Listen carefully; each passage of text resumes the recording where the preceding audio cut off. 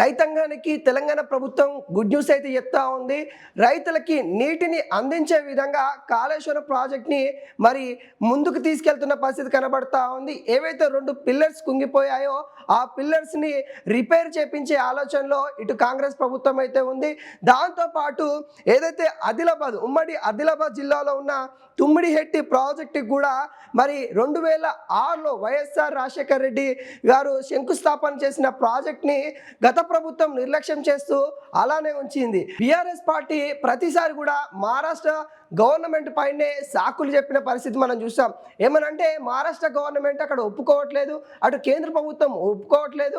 దాంట్లో భాగంగానే రైతులకి నీళ్ళు అందించే విధంగా వేరే మార్గాలు చూసామనంటూ అట్లా చెప్పుకుంటూ వచ్చింది. అయితే కాంగ్రెస్ ప్రభుత్వం వచ్చిన తర్వాత ప్రజలకి రైతులకి ఎక్కడెక్కడ నీళ్ళు అందించాలి, ఏ ప్రాజెక్టు వల్ల ఉపయోగం ఉంటుందనే వాటిపైన సమీక్ష చేసినట్టు కూడా క్లియర్ కట్గా తెలుస్తూ ఉంది. దాంట్లో భాగంగానే ఇటు కాళేశ్వరం కావచ్చు, అటు ఏదైతే తుమ్మిడిహెట్టికి సంబంధించిన ప్రాజెక్ట్ కావచ్చు, వీటన్నిటిపైన కూడా మరి చర్యలు తీసుకుంటూ ముందుకెళ్తున్న పరిస్థితి కనబడుతోంది. దాంట్లో భాగంగానే సీఎం రేవంత్ రెడ్డి 7వ తారీఖు అక్కడ పర్యటన చేయబోతా ఉన్నారు. అయితే తుమ్మిడిహెట్టి ప్రాజెక్టుకు సంబంధించిన పనులు ఎంతవరకు గత ప్రభుత్వాలు చేశాయి, మనం ఎంతవరకు చేయాలి, ఎంతవరకు చేస్తే ఎన్ని ఎకరాలకు నీళ్ళు అందించవచ్చు, అక్కడ ఎంత ఖర్చు చేయాల్సిన అవసరం ఉంది, ఎంత వాటికి సంబంధించిన నిధులు ఎక్కడి నుండి స్వీకరించాలి, వీటన్నిటిపైన కూడా 7వ తారీఖు సీఎం రేవంత్ రెడ్డి అక్కడ పరిణిన తర్వాత మళ్ళీ అధికారులతోని మరి మాట్లాడే అవకాశాలు అయితే కనబడతా ఉన్నాయి. ఇప్పటికే మహారాష్ట్ర సంబంధించిన అధికారులతోని కావచ్చు, అక్కడ ఉన్న నాయకులతో కూడా సంప్రదింపులు అయితే తెలంగాణ ప్రభుత్వం అయితే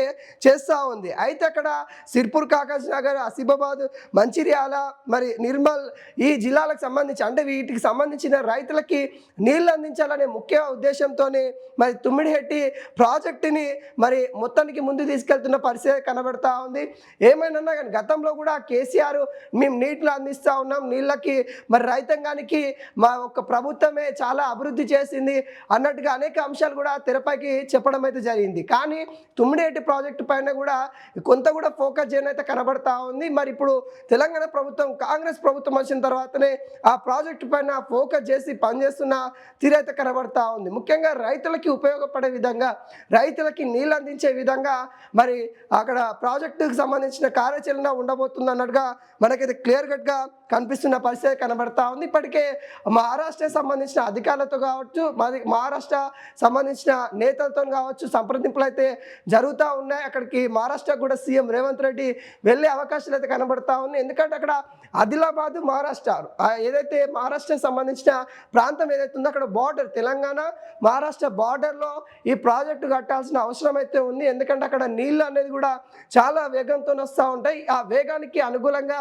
మరి ఆ ప్రాజెక్ట్ని రూపొందించడం అయితే జరిగింది. అది ఇప్పుడు కాదు, 2006లో దివంగత వైఎస్ఆర్ రాజశేఖర్ రెడ్డి ఉన్న సమయంలోనే ఆ ప్రాజెక్టుని కట్టాలని కూడా నిర్ణయించుకున్నారు. కానీ కొన్ని ఇబ్బందుల కారణంగా మరి ఆ ప్రాజెక్టు అలా జరుపుకుంటూ వచ్చింది. ఏ ప్రభుత్వం వచ్చినా కానీ ఆ ప్రాజెక్టుని ఎవరు కూడా ముట్టుకొని పరిస్థితి కనబడతా ఉంది. మళ్ళీ కాంగ్రెస్ ప్రభుత్వం వచ్చిన తర్వాతనే మళ్ళీ ఆ ప్రాజెక్ట్కి పునర్వైభవం వచ్చే అవకాశం అయితే కనబడతా ఉంది. దానికి సంబంధించి కూడా అధికారులతోని సీఎం రేవంత్ రెడ్డి సమీక్ష కూడా పూర్తయినట్టు కూడా తెలుస్తూ ఉంది.